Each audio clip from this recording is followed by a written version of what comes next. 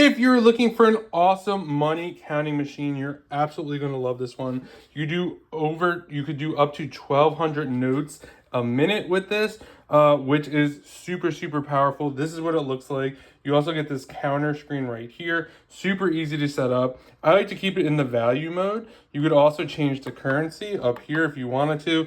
I'm going to do USD, so we're going to do currency. I'm going to hit value right here. So right here is the bill denomination. So you got 150, 20, 10. In order to move that over, you're just going to hit that button right there. So you're going to see here, I'm going to feed this $50 bill in there.